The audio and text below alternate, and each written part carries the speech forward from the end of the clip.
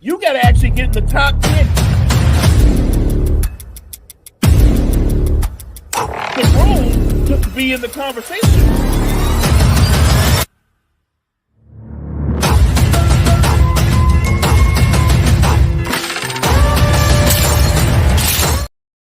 What's poppin', y'all? It is your boy. It is Guard-E3. And you know how it is. We have, like I say every week, let me introduce the greatest co-host of all time. It is Mo Betta. Mo, how you doing? I'm doing great on a Thursday night. Appreciate everybody for tuning in. Great to be back with my guy, Coach. This is awesome.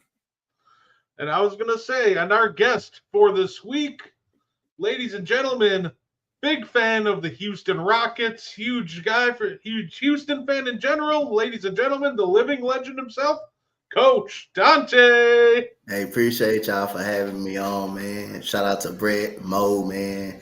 Y'all doing some good things. Mo, my right-hand man, bro. But happy to be on the show to talk some ball with you guys, man. So love it, man. I'm ready to get right into it. I'm excited. Oh, absolutely. So for anybody just tuning in, anybody new to the show, we start off the show the same way every week. The underrated player of the week. We think there are too many guys in the history of the game that have just gotten lost in time. We like to take this minute to show them some love. So, Mo, why don't you start us off? You got an underrated player for this week? Yeah, it's kind of odd because we had Coach on, and that's awesome. But this guy was actually in my head all day today. So my underrated player that kind of gets lost in time and all the big shots that he's made and come up when mattered the most, Sam Cassell. Sam Cassell came into the league as a rookie, making big shots for Olajuwon's Houston Rockets in the NBA Finals. Sam Cassell was a big part of those championship teams. Sam Cassell went on to have almost like an all-star caliber career. He never really made a team, but I think Sam Cassell is vastly underrated in his shot making and his scoring and leadership.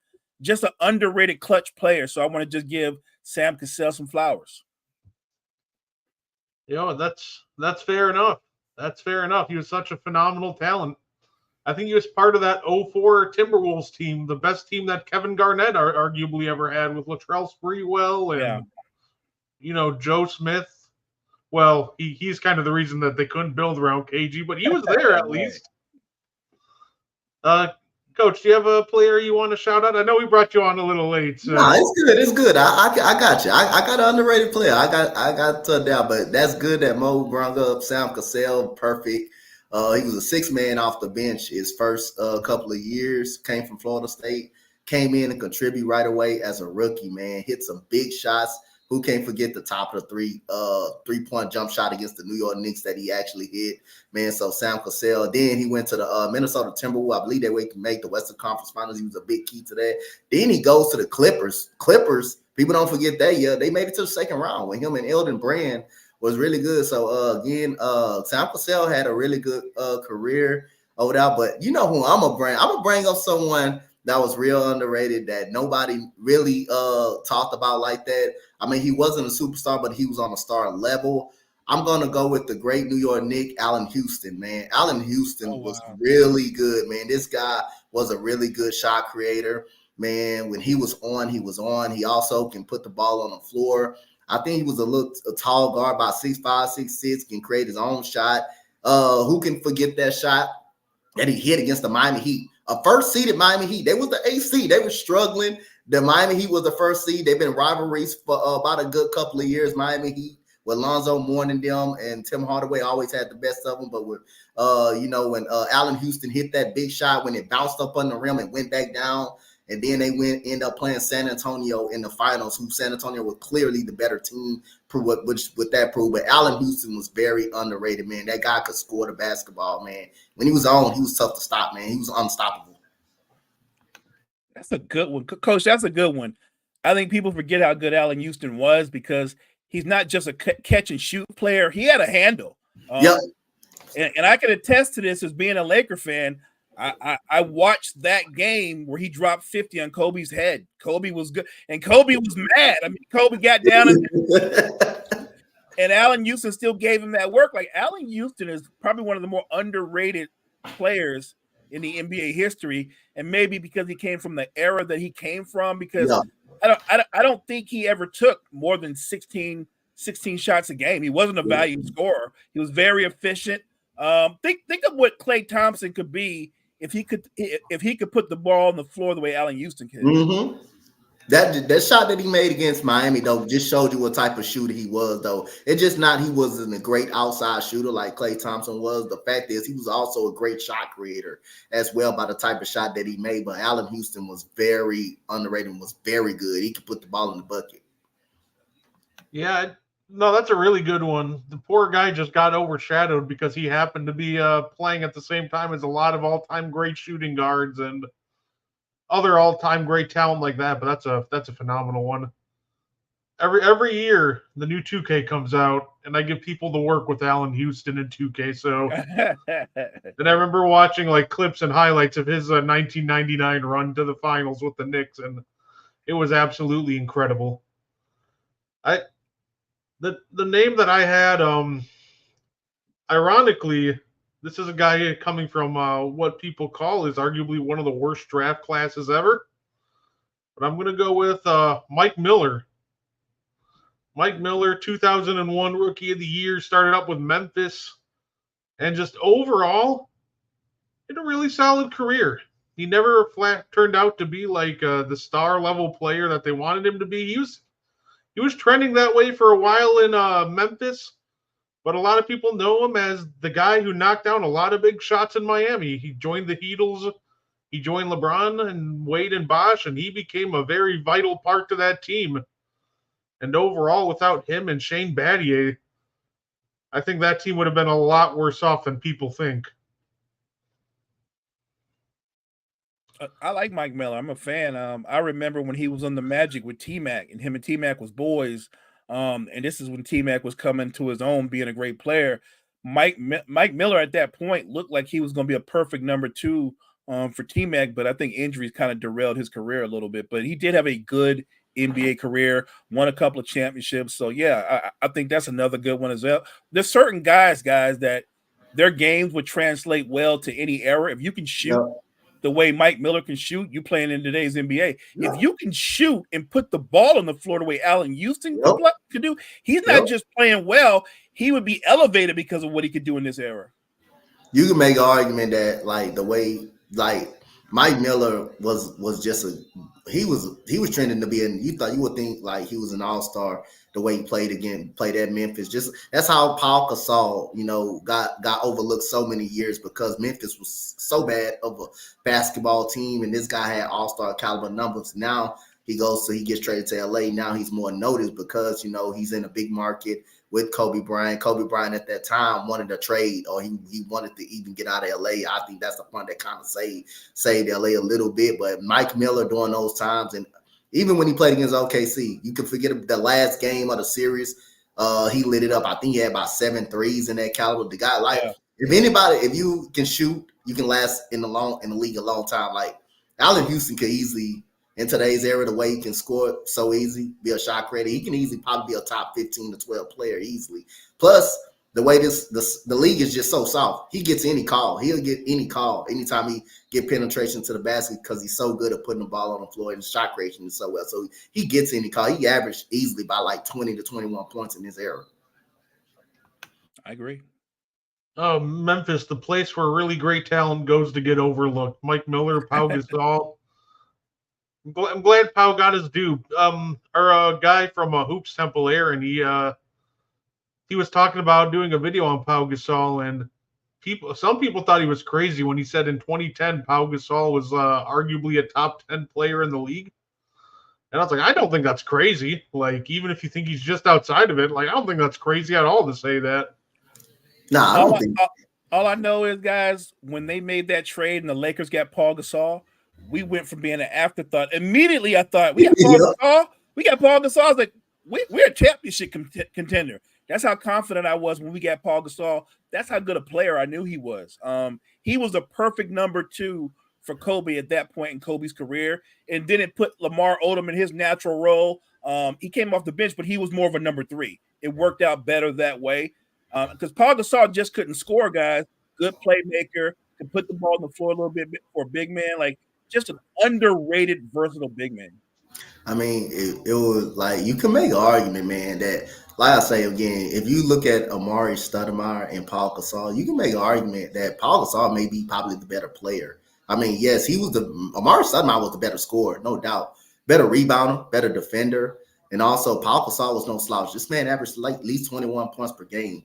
He goes to a championship team and he goes to the Lakers. He impacts that squad immediately. Yeah. He impacts that squad immediately. Like when Phoenix, even with Amari Stoudemire healthy, they couldn't get past the San Antonio Spurs. They couldn't get past the San Antonio Spurs with him as being the best player. But you immediately saw, soon as Kobe asked for that trade, they went out and got Paul Gasol. You can immediately see his impact on the defensive side of the ball and his ability to score in the post.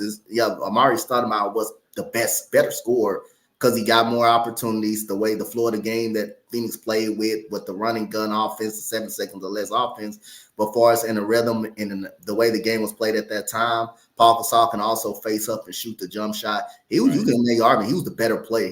Probably was a better player than Amari Stoudemire. And Paul Gasol just got overlooked so many years because Memphis was so bad. Memphis was such a bad squad.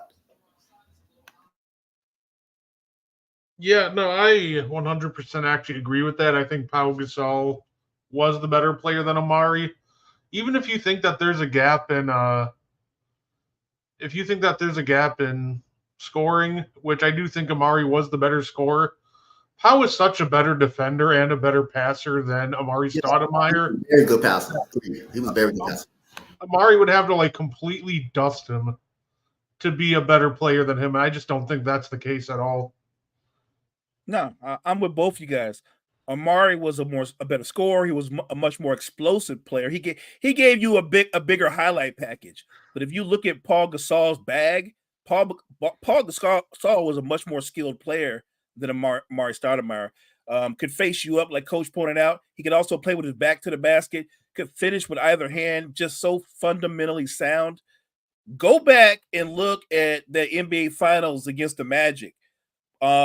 Look, Kobe was the MVP, deservedly so, but Paul Gasol got busy in that finals. People. I think he was the biggest difference between people are like, oh, the Magic, they got packed up in 5 games by Kobe, and LeBron couldn't get the job done. And the big difference to me was just Pau Gasol. They had somebody that could actually handle and bang with Dwight Howard. The Cleveland Cavaliers with Zydrunas Ilgauskas and Ben Wallace, they just weren't it at that point. Dwight was just completely overwhelming them, while Pau could not only bang with him on defensively, on offense he could actually make him sweat a little with his shooting and playmaking. Yep. It's going to force him to expend a lot more energy than someone like Big Z or Ben Wallace. Yeah, not to mention the defense was critical in that series. The Lakers actually played defense in that series, something that the Cavs didn't. I mean, the Cavs won that Cleveland series. The Magic won that Cleveland series because Rashard Lewis and Hedo Turkoglu just don't forget about them guys. They went crazy. They just went bananas before that series against Boston. They was on fire throughout the whole Eastern Conference playoff stretch. And obviously Courtney Lee and all of those guys. The Lakers actually played very good sound defense to where Magic couldn't even make even a shot. But when Corey Lee missed that little putback, that was all she wrote. It was a perfect play call too. He could have easily made it a 1-1 series, flipped the momentum back to the Magic. I don't think the Magic winning the series anyway after that, but that clearly flipped the whole momentum of the series. You knew which way the series was going after he missed that. Yeah, no, absolutely. And, we just got done with the Olympics, but, it's never too early to start looking 4 years from now. So we're going to do just that. I'm bringing up a roster for the 2024 Olympics. A little outdated. Imagine Kawhi Leonard is actually Derek White. But we're going to play a little game. It's the year 2028, and we're going to go through this roster real quick, and we're going to see who is going to be on the 2028 team, do we think, and who's not. But here's the kicker. Let's say if we think that Steph Curry's not going to be on the 2028 team, we're going to find a replacement for him. We're going to try to put together the best team and the most realistic team that we might see in 2028. So why don't we start right at the top?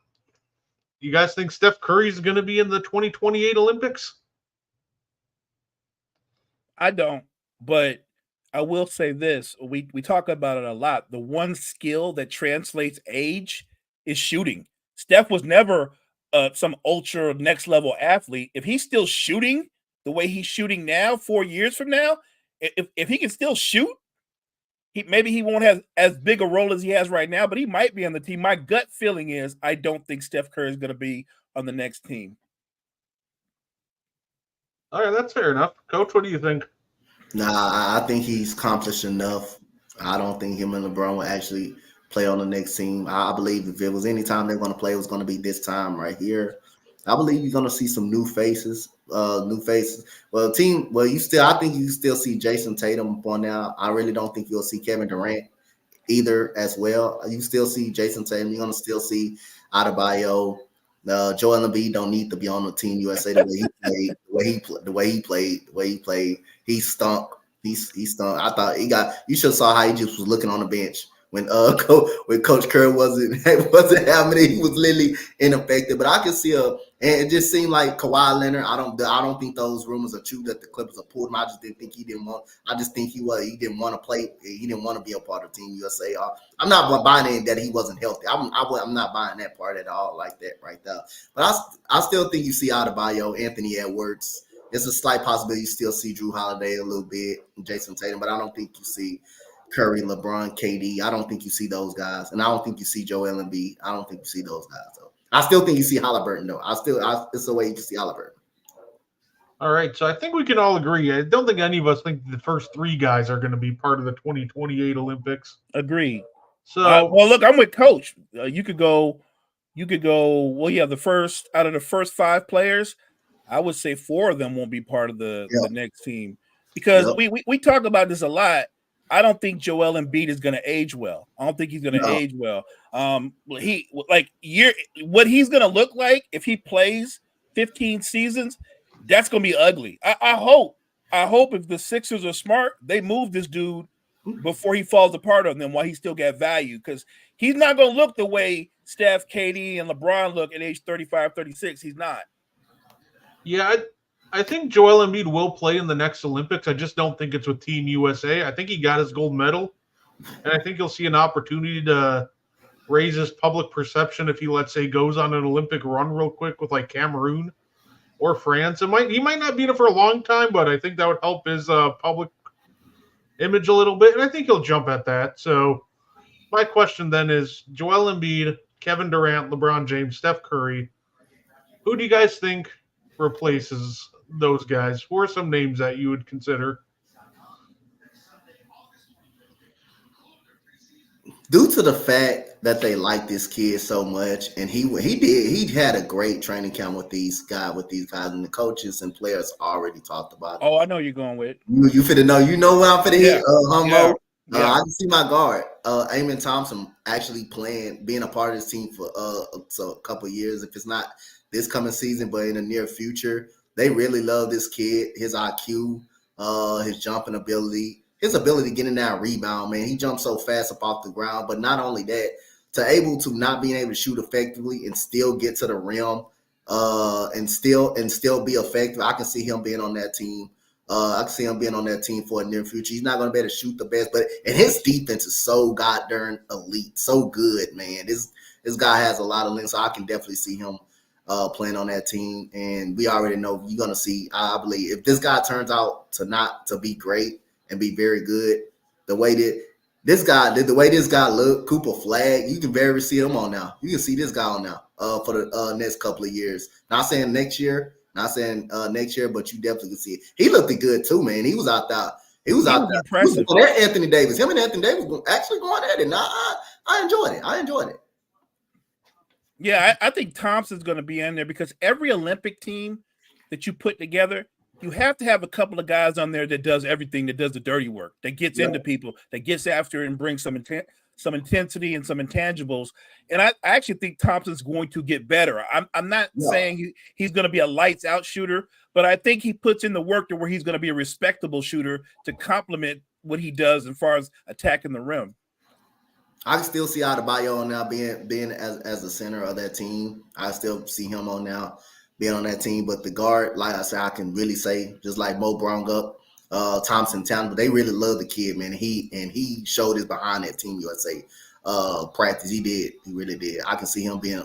He's not going to be the best shooter. I think he's going to have an opportunity to shoot. If he can just shoot the mid range very effectively, he'll just be effective like on just doing that. He'll just make a way. But I can see him being on that squad.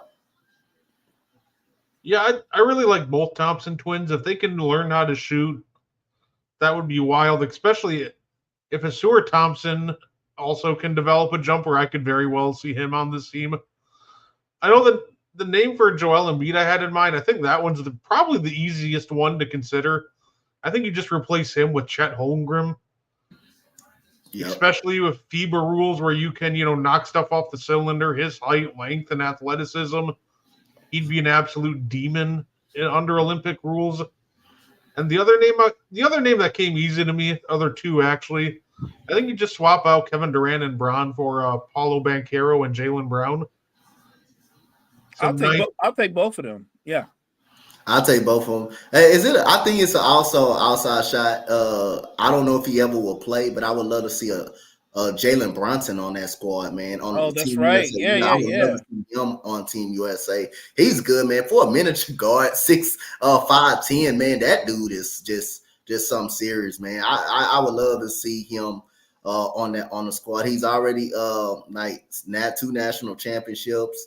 He knows what it takes to win. Carried the New York Knicks to the playoffs. New York Knicks will be even scarier to even play again this season. But other than that, I would love to see Jalen Brunson on Team USA along with Jaylen Brown. I thought Jaylen Brown actually deserved it this year, but other than that, Derrick White, he had a good season too. He was a big impactful player for the Boston Celtics, so I wasn't too mad at it. But Jaylen Brown definitely should have made it in to replace Kawhi Leonard. I don't think Kawhi Leonard actually wanted to play for. I don't think the decision for the Clippers. I don't agree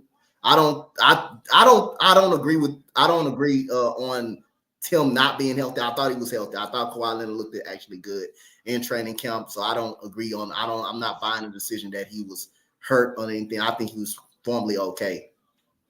Yeah, I think that was just the easiest excuse to not make him look terrible.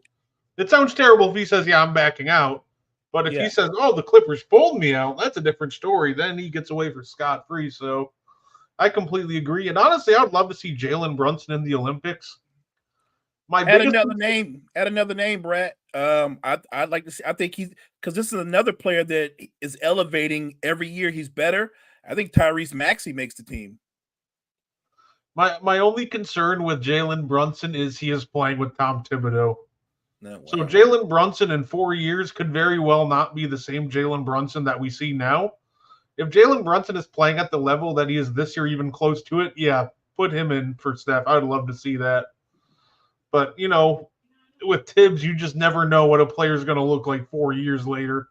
His usage rate is already insane. I'm hoping because they added Mikal Bridges and they have more wing depth that they do more actions with Jalen Brunson off the ball, so he doesn't have to be the sole ball handler every possession. The kid is terrific. I've been a fan of his long before he hit the NBA. I was laughing when people were talking about why would the Knicks want him and what he could be, and I was like, you don't understand. The Mavs messed up. They should have kept this dude. They should have valued this dude. This dude is a ball player. There are better athletes. There are quicker, faster guards. He just does everything well. You can't speed him up. He can get to his spots at will. And it seems like every year he improves his range. I think he's as good as he is. I still think he's underrated.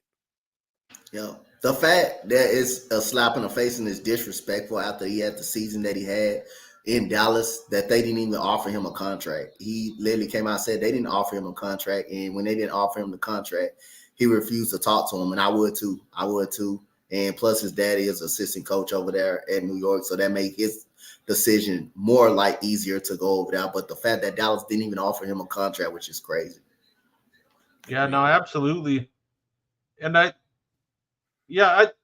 threw out, it's funny, the name that I thought of, because I don't think Drew Holiday is going to be on the next Olympic team either.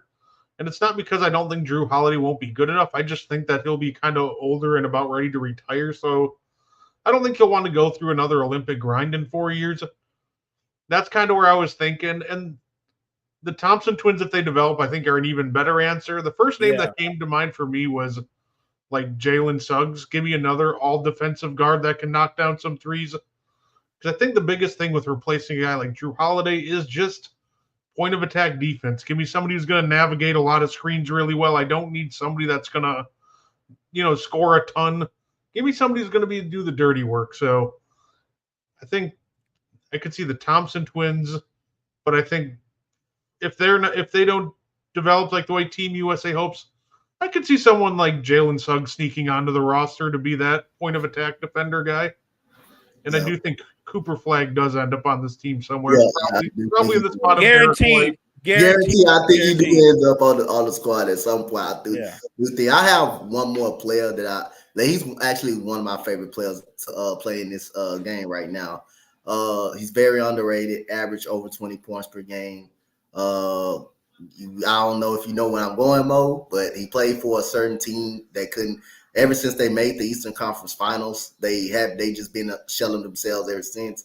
He played for Atlanta. Now he's over there in New Orleans. Murray. I think Dejounte Murray will be a prototypical guard for his defense and offensively. He will be a solid fit for Team USA, and he can get you like 8 assists per game, and his shooting improved. His shooting's improved a lot. I think he'll be a very solid piece for Team USA. I like that pick. I also think he has a better season this year with the Pelicans because in Atlanta the culture is just so bad. I just think DeJounte Murray was just like, what did I do to deserve this? Nobody plays defense. I'm hustling, and everybody else around here just waiting to get the ball in their hands. Like I think he's so grateful to be away from Atlanta. He's gonna have a really good year, and I love it, Coach. He can give you buckets, and he gives you another great point of attack defender. So I think just getting away from Atlanta is going to elevate him because that is just a dark hole in the NBA. If you go to Atlanta, that's where careers go to die. It's just a bad vibe. And the funny thing is, right? Everybody was like, "Well, they got Quinn Snyder, and Quinn Snyder's going to replace Nate McMillan." They've been worse under Quinn Snyder. They've been worse under Quinn Snyder. And ain't nobody calling for his job. They've been worse. They need to bring Nate back. They had a variety of coaches come through there. But when you find a coach every single season that your organization is just a really bad organization. Trae Young had problems with Pierce. He had and there's also was another problem with Nate McMillan after leading them to the Eastern Conference Final. Probably the best coach that Atlanta actually had during that tenure. They ended up firing him because he was a discipline-oriented coach. He wasn't taking no crap for Trae Young. They didn't like the way he was running, so they fired him. Now Quinn Snyder, he has a very good track record with the Utah Jazz, but the fact that you get worse, the fact that you actually get worse with this guy at the job, which is crazy. And Dejounte Murray, he comes out, he's pretty open-minded person. He's a very good open-minded person too. He's not afraid to say what's on his mind, and he said a couple of things that was on his mind.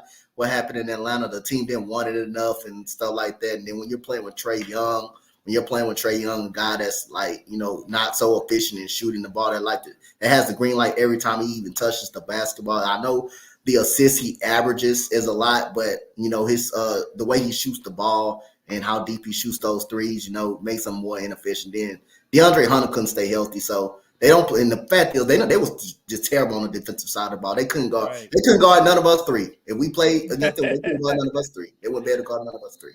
I agree. Yeah, Coach is right. And the thing is, it's not that Atlanta was devoid of talent. I think there's a bunch of players on there that have a bunch of different agendas, and they're not on the same mission point. And I'm not questioning whether or not Quinn Snyder is a good coach. I'm simply pointing out that he's finding there is a struggle to build team continuity and some kind of culture when Trae Young is your best player. Because Trae Young doesn't want to be held accountable. He wants the freedom to do what he wants to do. And if you have to give in to your star player and make special rules for him that you put down on the other players, you're never going to have a true connection and continuity through your roster. So that's the biggest problem in Atlanta. I think it's Trae Young. I'm not talking about his talent. I'm simply saying if he's your best player, you will have a limited amount of success. The best thing they could do is move on from him and try to build a culture away from Trae Young. Cottrell, thank you for tuning in. Welcome, sir. The Hawks did one thing, though. They somehow convinced every team in the league that Cam Reddish has potential every single year. That's something I'll never The man had one good half. That was against my Bucks. We let him go off for like 21 points in that second half. He went shot for shot with Chris Middleton. And from that point forward, every year, we signed Cam Reddish because he has a ton of potential. Yeah, the Hawks thought that. The Lakers thought that. At some point, the well runs dry. The Knicks thought that. He got talent, and I think he'll always be on a roster. But I think the only thing that's consistent about Cam Reddish is he's inconsistent. So he'll make a roster, he'll tease you, and then he'll disappoint you and fall out of your rotation. I think he's just one of those guys that he struggles being consistent. He's always going to be a what if. And I look, I don't even know what team he's on this year, but I'm sure they're saying, look how talented Cam Reddish looks in practice and in scrimmages and all that. And then you get into game situations and he just folds. Some guys just don't have it consistently. I think Cam Reddish, his best career move, maybe go over there and play with Dwight Howard in the Philippines or something like that and put up numbers there. You can put up big numbers being guarded by guys 5'7". Oh, no. No, Cam Reddish is still with you guys. He took his player option. That's right. Damn, we can't even get rid of him. Jesus Christ. Rob, what are you doing? That's right. Him and Christian Wood both decided, we ain't getting paid anymore. He can't even get rid of that dead weight. My God. Hey, is that one? Is I didn't even realize it. Is Jackson Hayes still there? Jesus Christ. My favorite member of the All NBA cardio team. I don't think he's there. Oh my God, man! That dude right there. He should have been in the Olympics. He should have been a triathlete. Just run and run and run and do nothing. I always have to pick on him because right before the season started, they signed him, and a bunch of really off-base Laker fans kept telling me, "Yeah, Jackson Hayes is going to start. Anthony Davis is going to the floor." I was like, well, your own team is cooked if Jackson Hayes is your starting center. I heard that same garbage. They were like, Jackson Hayes gonna come from the weak side. He gonna be one of the top shot blockers in the NBA. He gonna free AD up. And I'm like, have we been watching the same Jackson Hayes? No, absolutely not, because nobody knew about him when he first again when he most of his games in New Orleans. You know what he was? He was DMP. You know what that means? Coach's decision.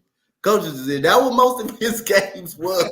He didn't really even play for New Orleans. He didn't really even play for New Orleans. But I'll tell you this much, Mo. Cam Whitmore would have been a better player than Cam Reddish. Oh, you're gonna go with the Whitmore side again. He would have been a better player than Cam. If he would have played 62 games, he would have made second team all rookie NBA. He would. I got news for you, Coach. Cam Whitmore would be better than 80% of the players on the Lakers. 80% of the players. It's not even close. Y'all got another good one. I actually like, man. Don't connect. That dude is. I like that kid. I do like Connect. But I'm never gonna get over what Rob didn't do. I'm never gonna forgive Rob for that. That's not gonna change. The legend of Jalen Hood-Schifino starts this year. Oh my God. Yeah, go ahead. Take shots, Brett. Go ahead. Another gut shot to Mo. Okay, it's cool. I can't talk. Hey, we trade all of our young promising guys for Serge Ibaka like Dante. So if Dante for washed up Serge, I don't really got room to talk. All right, and we have another fun edition of playoff, play-in, or lottery. It's our last division. It's kind of sad. We're doing the Atlantic. So, we'll start with the easy one. Boston, we all know they're a lottery team. Kidding. What do you guys – I think we can all agree Boston, playoff team. Championship contender. Yeah. They're a championship contender. They're on another level, championship contender. Yeah, I'm not gonna lie. I really hope that the Bucks are healthy and we get our chance at Boston in the playoffs. We might lose, but I want to go down against the best. So I really do want to see Boston this year. They're definitely making the playoffs. And I think the same with the Knicks. They're a playoff team. Eastern Conference Finals contender. If healthy, the farthest they can make is Eastern Conference Final. I still don't think will be better than Boston. I don't think they're better than Boston, Coach. I agree with you, but I do think they're better than the Sixers. Yeah, I think sure. That's not even a question. And you can and don't get caught up in the names. I'm just talking about top to bottom. The Knicks are a better basketball team. That's being top to bottom, despite the fact that I still don't think Julius Randle's going to work. But I think outside of Julius Randle, that team right there, they're going to continue. Coach is right. If the Knicks aren't one of the contenders or one of the teams playing the Eastern Conference Finals, I would be shocked. Like I would be shocked if Boston and New York don't meet in the conference finals. Because I think New York is the deepest team. They don't have the biggest star power, but they might be the best team. They're scary because they can match Boston depth-wise. And if they can get defense from Mikal Bridges and he can give you 19 or 20 scoring to go with what OG does, what Hart does, DiVincenzo, that by far they're going to be the deepest team. My concern with New York is they're relying on Mitchell Robinson, and he kind of stays hurt, and that's my biggest concern with New York. I think they are going to be competing for an Eastern Conference final spot. This is an insanely deep team. This is a great team. Yep. But what happens when Mitchell Robinson inevitably goes down again? How far can they really get, running Julius Randle and OG Anunoby at the 5 minutes? Because you're just going to get hammered on the boards. You're going to shoot pretty, you could probably, outplay some centers, but you're just going to get up a lot of second chance points. And I have a lot of questions about, Mitchell Robinson, but I still think they make a move. Maybe not before the season, maybe at the trade deadline when Atlanta is more willing, because I don't think Atlanta's going to be very good. I think the Knicks are still trying to pursue a deal to get Clint Capella. Clint Capella would be a perfect fit for the New York Knicks. He's actually better than Mitchell Robinson. So I think they pursue Clint Capella. If they can get Clint Capella, that would be a great pickup for the Knicks. Yep. Oh, absolutely. And now, speaking of a team, you just mentioned them a minute ago, the Philadelphia 76ers. They signed Paul George. They won the offseason, according to most pundits out there. So, playoff, play-in, or lottery? Playoff, just playoff. They're a playoff team, but it wouldn't. I mean, let's be honest. Sixers seasons are pretty consistent. They'll make the playoff. They'll get knocked out in the second round. Yeah, just the same thing. No matter what talent Joel Embiid will have around him, I mean, he already shown. Wasn't good enough with Jimmy Butler. Wasn't good enough with him. He wasn't good enough with an All-Star Ben Simmons when he was an All-Star at that point. He wasn't good enough with him. He wasn't good enough with James Harden. He wasn't good enough with Tyrese Maxey being great. Who actually won that game 5? Won that game 5. He pushed it to a game 6. He actually won that game and saved them from getting beat 4-1. But other than that, I think Paul George is good, but I still don't think he's gonna. I still will take Boston. I still will take the New York Knicks. You can make a question. You still will take the Bucks if they're right. If Giannis actually plays, you still probably will actually take the Bucks in the 7-game series. And then again, to lose to Miami, get outplayed by Miami too. You make an argument for that. If Jimmy Butler on that Miami team, I would not underestimate Miami, and I would not doubt Miami because and Coach Spoelstra, I would not doubt those guys. Yeah, I'm gonna say they're a playoff team, and like part of me always wants to say every year, it's the same dilemma with me every year with the 76ers. They're a playoff team. If healthy, they could even be a finals team. But therein lies the issue. I can't trust Joel Embiid to stay healthy in the playoffs. Paul George also comes with injury concerns of his own. If this team's healthy, they could very well come out of the Eastern Conference. They're dangerous. You know what? I don't trust them to stay healthy. Even if they're healthy, My belief is this. I think in a lot of ways, Joel Embiid and Paul George are similar. They both kind of disappear most of the time in the playoffs. They just do. They waver. I would argue the best version of Paul George that I ever saw was the youngest version of Paul George when he was with the Pacers. That dude was a dog. That dude was a dog. But the current version of Paul George, he got some quit in him. And we all know Joel Embiid, he sweats quit. So I just, whether they're healthy or not, I wouldn't put money on the Sixers. I do think Tyrese Maxey is going to elevate and be even better this season. Yep. Maybe if they make him more of a centerpiece and make Paul George or Joel Embiid step back, they could be better that way. But if you're going to run everything to Joel Embiid, you know what's going to happen. He's going to put up big numbers in the regular season. We're going to be talking about the MVP. We're going to get into the playoffs. And whether he's healthy or not, let's say he's healthy, he still moves like he's 10 years older than everybody else on the floor. He labors a lot of times. He quits on plays a lot of times. He's not a leader. He's an incredible talent. But if Joel Embiid played with the kind of energy that Bam Adebayo plays with, the Sixers would be a finals. They'd be a finals contender. I think they're a playoff team. What you adding Paul George, it doesn't change the equation for me. It's a big bang for the Sixers, but when you get to the postseason and you narrow it down and possessions get they're more of a grind, it's about execution. I think the Knicks have more dogs on their roster than the Sixers do. Matter of fact, the only dog that's one of the stars, I think Maxey's a dog. I don't think Paul George or Joel Embiid have any dog in them. I mean, you've seen Joel Embiid too many. I'm tired of hearing about he didn't have a talented roster. If you had a Jimmy Butler, Jimmy Butler's a talented player. He's a talented player. I mean, James Harden, yes, he was old, but again, don't forget, he won them 2 games in that playoff series. He won game 1. He definitely won game 4. Yes, he did wet the bed in game 7. But Joel Embiid also did it. He didn't show up. He didn't show up in game 7. He was the MVP that year. And he cried about it. He whined about it and finally got his MVP, but not and didn't show up. He didn't even show up. He didn't even show up in game 6 when the series was on the line. He didn't even show up in that game. He didn't even show up in there. He disappeared. And Jason Tatum struggled throughout that whole game, and he caught on fire in the fourth quarter. He just caught on fire in the fourth quarter. But we've seen Joel Embiid with more than talented teams with Philadelphia. He had enough talent because you was up 3-2. You was up 3-2 against you was up 3-2 against Boston. All you needed was one game at home, and you couldn't close it out. So you were good enough to beat them. You were good enough to beat them. You were good enough to beat Miami. You were good enough to beat Toronto with Jimmy Butler.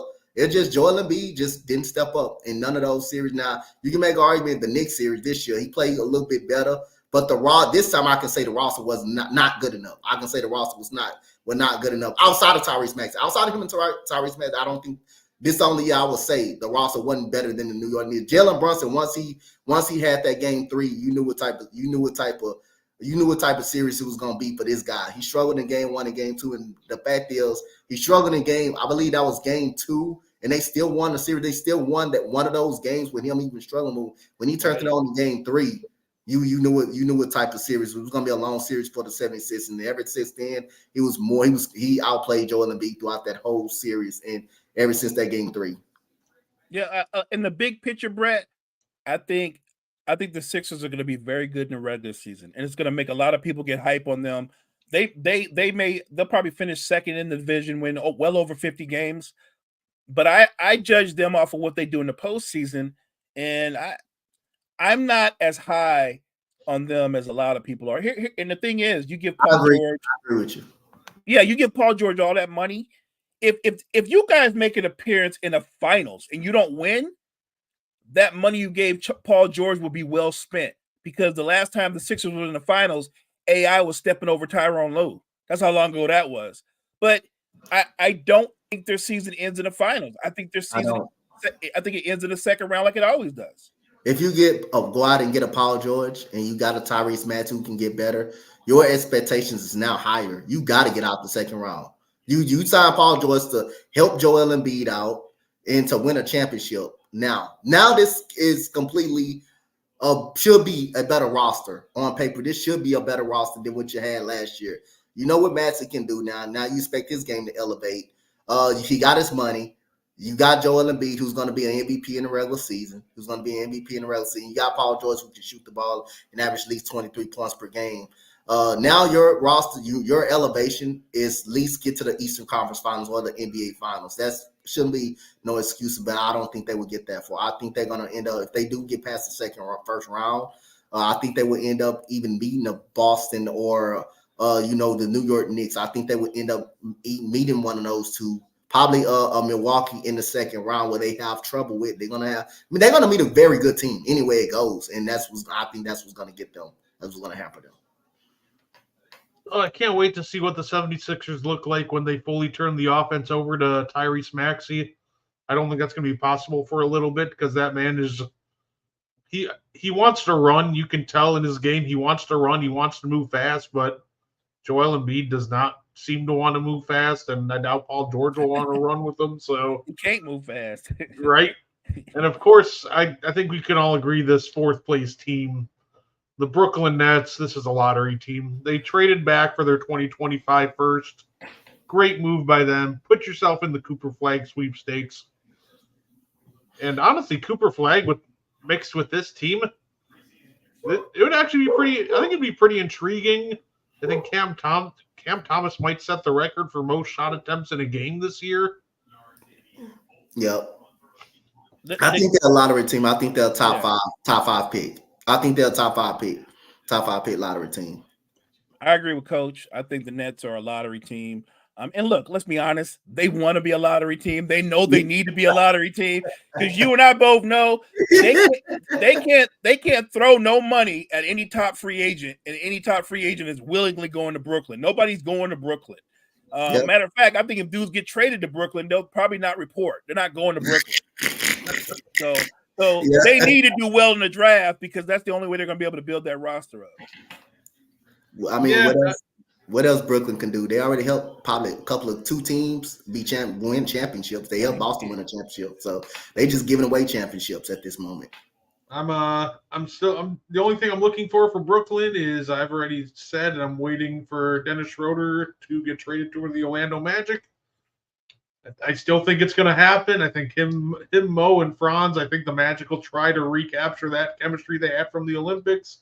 I think it's coming this year. He would be a fine backup point guard if he's willing to accept that role. And, of course, the last team, the Toronto Raptors. I also think that this is a lottery team. I think they'll be better than the Brooklyn Nets if that counts for anything, but I still think that this is a lottery team. This is not a great basketball team. Yeah, I think if the Nets are top 5, the Raptors are top 6. They're not going to be any good. What they are is they have two good players when you look at what Scottie can do in terms of defensively. He's gotten better as a scorer as well. Then you bring in RJ Barrett. I think they have two really good players, but I don't know yet if Scottie is a centerpiece player. I think he's more of a complementary star offensively than he is the kind of star that can carry you. So their problem is they might be in purgatory. They might not lose enough games to get a really, really high pick, if I'm being serious, and they're not going to win enough games to get into the playoffs. If they're serious about rebuilding, then you might want to move RJ Barrett or somebody else, because I think between Scottie and RJ Barrett, that might be enough to give you 35 wins, and you don't want that if you're trying to be in the lottery. Yeah, I think they're going to be hopping around. I would say top 10 pick. Top 10 pick to top 12. I don't think they will be bad enough. You still 10, so you're still in the lottery. But I think they will be better than expected. But I still think top 10 to top 12. I say that range around now. They would definitely be better than Brooklyn, and I think they will definitely be better than Atlanta this year. Yeah, I agree. Yeah, I see. Like just looking at the Eastern Conference right now, I'd see 6 teams worse than them. Just looking at it: Washington, Charlotte, Atlanta, Detroit, Chicago, Brooklyn, and I'm sure we can easily find a couple more over in the West. Yep. So I'm looking forward to see how the season plays out, especially how the draft lottery plays out. I know a lot of people are eyeing it up because of Flag. I can't wait to see him somehow end up in San Antonio to pair with Wemby. But overall, it's going to be a fun year to pay attention to. And I thought I'd throw this in just for fun. They announced all of the televised games for this year. Overall, this looks about right. I was joking before you hopped on, Mo, that the Lakers got a couple too many, but And they got 39. They got 39 televised games. Man, boy. Look, I'm not saying. I'm just saying it's the Lakers. As a fan of the Lakers, it doesn't shock me that they would get their share of TV games. But if you're looking at them objectively for the team that they are, there are better teams that should be on TV than the Lakers. So I'm a little shocked they're on TV that much. But look, LeBron is still one of the biggest stars in the league. He carries that kind of weight. I look at the Lakers as another one of those teams. I think they're a playoff contender. I don't think they're a championship contender.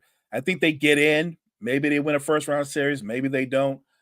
It'll be interesting. I will say this: if Denver, well, first of all, Denver's not going to be the number one seed this year. They took a step back.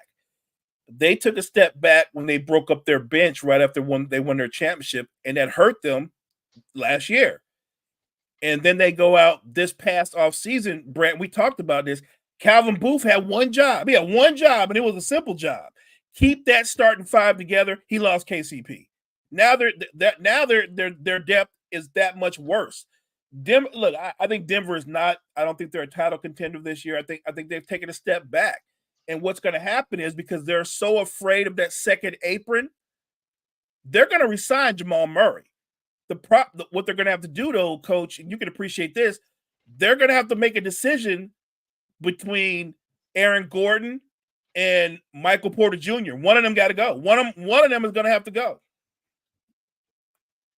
After the way Jamal Murray played in the Olympics, if that $209 million contract's still on there, I'm trying to break into the Nuggets facility right now to sign that. Yeah, man. So you do gotta have to choose out of Aaron Gordon and Michael Porter Jr. But you got Michael Porter Jr. who's young, got some good upside. I think this year maybe a make or break year for him. It's going to be a make or break year for him this year. I think he's talented. He's a very talented player. But Aaron Gordon is really, really a good player, man. This man, who can forget the finals he had against the Miami Heat when he gave Jimmy Butler hell. And then this year, the Lakers had several opportunities to win the game. The one thing that really kind of got me, and I'm sorry, Mo, that I have to bring this up, yeah, 3 Lakers around the basketball, and you know who comes up out of there with the basketball? Aaron Gordon, the only one comes up out of there with the basketball and gets a dunk. And I think that was the thing that won the game for the Denver Nuggets off a free throw. 3 Lakers was right there. Neither one of them boxed out Aaron Gordon. He ends up getting a rebound and dunking it home. That's losing basketball. That's just losing effort. It's just the impact he has on the floor.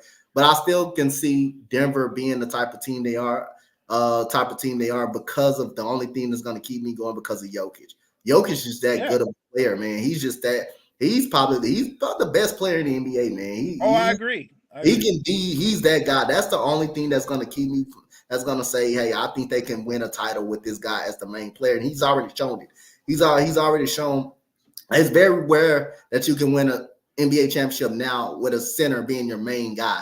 We know Joel Embiid can probably, you got to question that. Can he be the main guy? Can you win a championship with him? Is not now. But hell, can he get out the second round? Can you get out the second round with the goddamn dude? Kim Olajuwon won a title with him being as the main guy as the center. Kareem won a title when him being as the main center. I think that's all who I really seen in my lifetime era with Tim Duncan. You have Tim Duncan as well.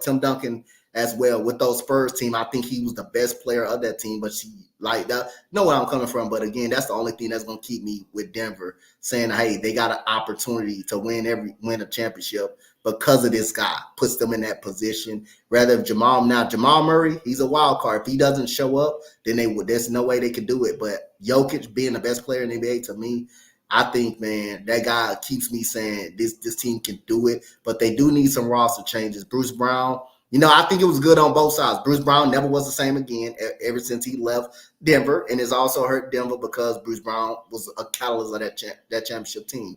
KCP KCP was still very good, so that was a big loss. So you had to have guys like Peyton Watson and step up, which is that they really could. But I still think Denver is a fringe Western Conference Finals team. And you know, in the West, it's all about matchup. You got to draw the right matchup in the West too. So that's why I think they got a shot.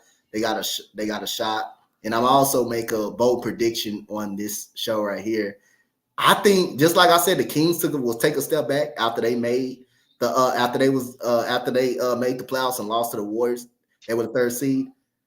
I'm gonna say a bold prediction. I think Minnesota take a step back. I think they go step back to six or fifth. I say they take a little bit of a step back. I thought they caught everybody by surprise this year. So I'm gonna say Minnesota take a step back this coming season. I think you bring up a good point, and I agree that if you have Joker, you got a chance. I just don't think they're in the driver's seat in the West anymore. But we'll see. We'll see. But because even with Joker, he still got to have Jamal Murray playing at a high level. Jamal Murray made 2 great shots in the series versus the Lakers. But if you look at how he played in the series overall, he was bad. He was bad in that series. And he was horrible in the Minnesota series. Like Anthony Edwards was all up in him. And he hasn't looked good since. So I'm with you. If you have Joker, you have a chance. I don't know if the Timberwolves take a big step back, but I do say this: the team that I'm watching in the West, because they weren't in the picture, because we didn't talk about them because they had the rash of injuries. Think about all the teams that made the playoffs in the West this year. Somebody ain't making the playoffs because the Grizzlies will be back. John Morant, Jaren Jackson Jr., Desmond Bane, Marcus Smart, like they will be back. So a couple of teams that made the playoffs this year, they're not making the playoffs. It is going to be a different. It's going to be a different Western Conference because of the Grizzlies. I think you'll see a lot of teams like last year. You saw a lot of teams in the play-in tournament hubbling around. My Rockets was the best 11 seed. Was one of the best 11 seeds probably ever to not make the playoffs. That's how tough the West was. We were 41-41, almost had an opportunity. If you can be better than Sacramento and New Orleans, I see a way that we can get in. If we can be better than those squads, if you can be better than Phoenix, which is, I think it's a great shot. You can be better than Phoenix. You have the final way to get in. So I think you will see some new teams this year. But I definitely see Memphis in, man. The way they played with John Morant last year, they were pretty much unstoppable when he played. But when he got hurt, that was all. And plus, they got another young talented player that I would like to give a point. Tell everybody watch out for that kid, Gigi Jackson. Watch out for that. That kid is really good, man. That kid is really good. And I saw that Yahoo jumped on it right away, giving it the D- grade. But I thought Zach Edey was an excellent pick. Yep. They didn't need a lot with their draft pick, but they needed somebody that could replace Steven Adams.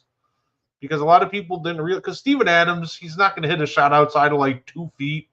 But he does so much for that offense just in the terms of his screen setting and rolling that you had to find somebody to replace him. And overall, if Zach Edey can come in, clean up the glass, set some strong screens for him, and just even replace like 80% of what Steven Adams did for him, that'll help their offense out tremendously. And I think they'll have Brandon Clark back too, which is also a big reason they fell apart, losing both Adams and Clark, and just not having – not only your starting center, but your backup center's hurt too. So just having a regular center rotation will help them a ton.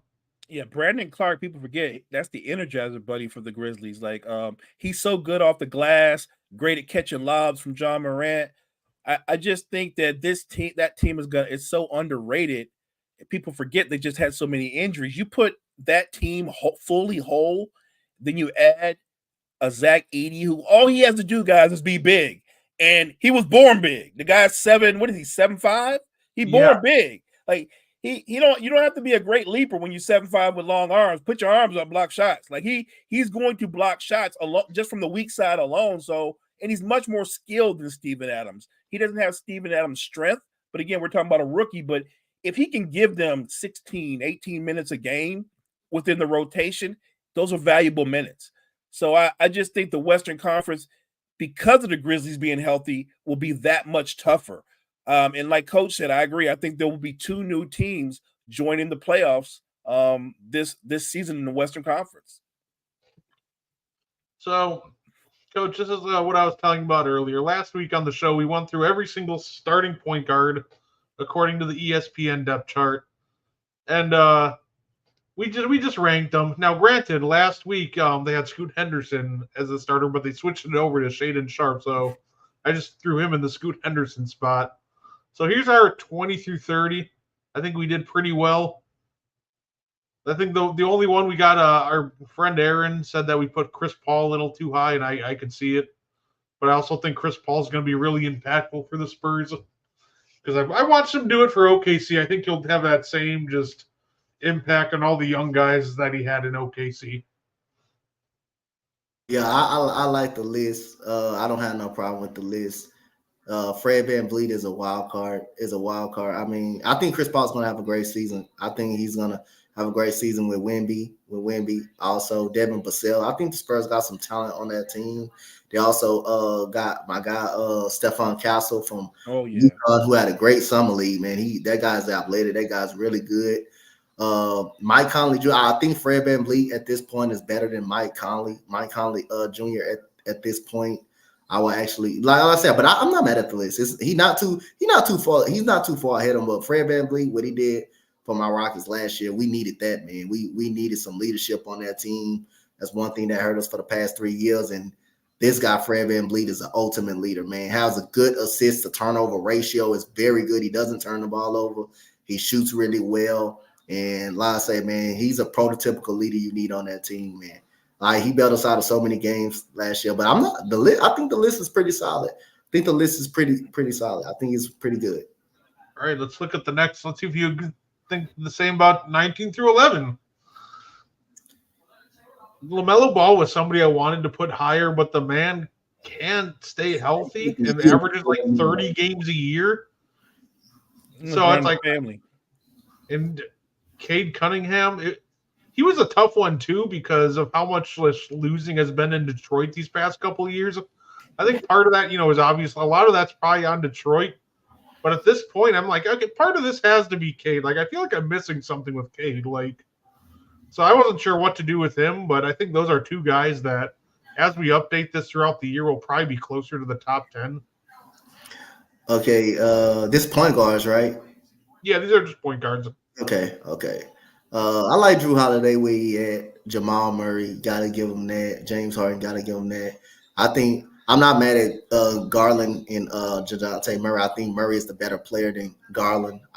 Even though he hasn't had the success that probably Garland had, pretty much far as winning, but far as player, I think he's actually a better player. But I'm not. Like I said, he's not too far over him. He's not too far up over him, so I'm not gonna go around. Jalen Suggs did have a rebounding year. I should think it's more point guards better than Jalen Suggs, just to actually kind of be honest. But I'm not upset. Cade Cunningham, now he can scratch the surface if he can stay on the court. But again, he's not going to get acknowledged a lot because the Pistons are going to be bad. They're going to be a bad team. Problem. Yeah, that's going to be the problem. And Monty Williams, my goodness, man, he stole a lot. He should be thrown in jail, man. He stole all that money. And I don't think he ever wanted to coach for the Detroit Pistons. I don't think he ever wanted to coach that squad. They made him a first offer. He turned it down. They gave him more money, and he took it. So he just basically robbed the Detroit Pistons of their money. He had that type of season. It just went on by his business. I don't think he never wanted to be a part of that coaching that team. But if Cade Cunningham actually plays a full season, I think he's going to be really good. And I think he has a chance. I think he has a chance to crack at least the top 12, top 13. But I wouldn't argue with that. Oh yeah, going to play with the problem. The Pistons. It's just the Pistons. They're going to be bad. They're going to be another lottery. We talking about a lottery team. They're going to be another lottery team. Now I don't think they will improve. Yeah, I think Cade and LaMelo will jump. I think Jalen Suggs will end up dropping. DeJounte Murray's been tough because he is in such limbo with the Atlanta Hawks. I'm just not sure what to expect with him. Playing with bad organizations, playing with bad squads. Yeah, like he was a great two-way player in San Antonio. Then he forgot how to play defense in Atlanta. So I'm like, okay, which DeJounte Murray I'm getting? I'm guessing he'll probably end up when we revisit this list, probably after a couple weeks in.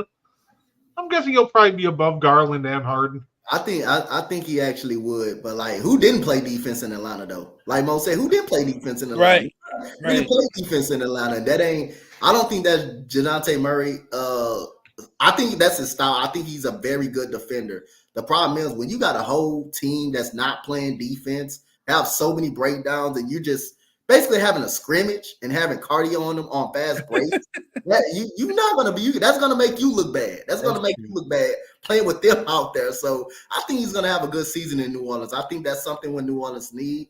And Coach Willie Green is actually a solid head coach. I actually have faith in Coach Green, but I think New Orleans got them a very good player. Like I say, that can drop 20 points per game, that plays hella defense, that got long arms too, and that can score the basketball and improve shoot. So I think he will have a better year as long as Zion Williamson stay healthy. I don't think Brandon Ingram will be a Pelican when the season starts. I think they will find a way to come up off him, actually. But other than that, who was not? Nobody was playing defense in Atlanta. Nobody. They were just out there getting in shape. That was it. Yeah, they fit as hell. They fit as hell.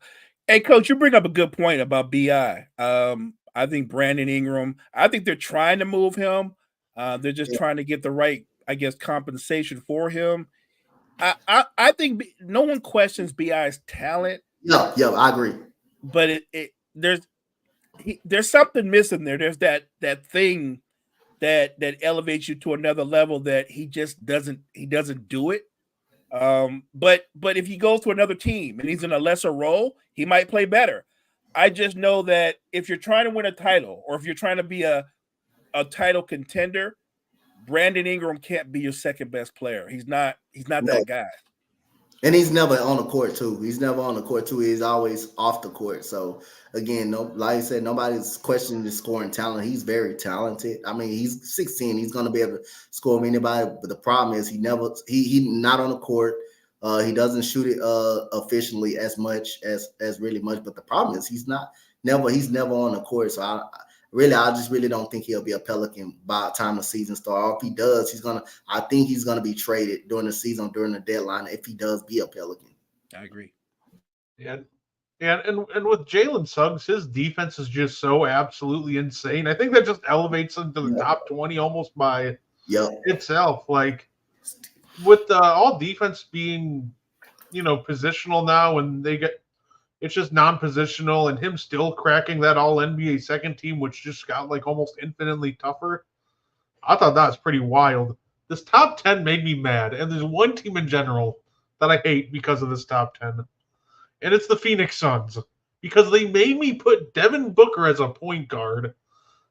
I think Devin Booker is ranked as a top 2 shooting guard. I think that highly of Devin Booker.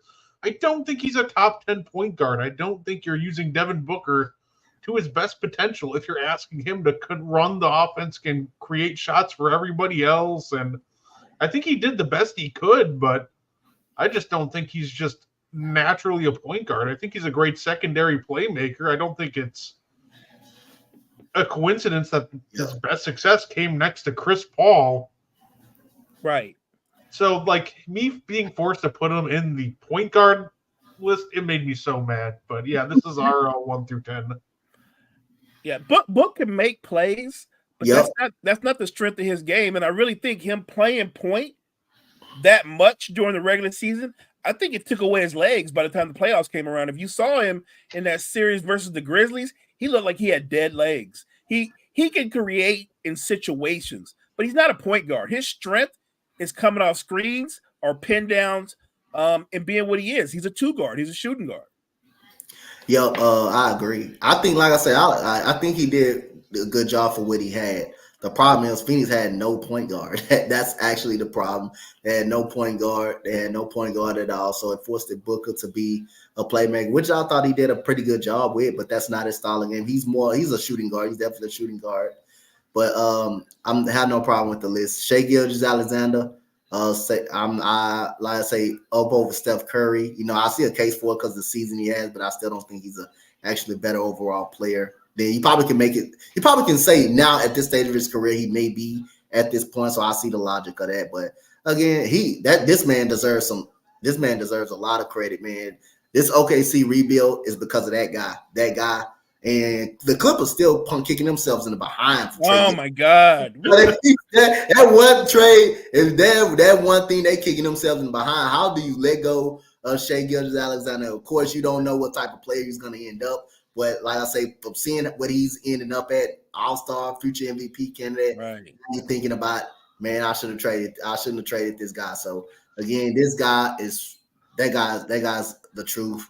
Ja Morant, we know who he is. When Memphis gonna be good as long as he's on the floor. Halliburton, the Kings, another bad decision. Kings wish they would have traded Tyrese Halliburton because they kept Davion Mitchell over Halliburton. That was a mistake right there. You see how the Pacers elevated to the Eastern Conference Finals. Now, De'Aaron Fox, watch out for him this offseason because he has not signed a contract extension either. The Kings may be in trouble. They may be in trouble. They may be in a little bit of trouble if they don't have a great season this year, if they don't improve this season by getting DeMar DeRozan. Kings may be in a little bit of trouble, and I still like Damian Lillard in the top 8. I think he still got something left in him.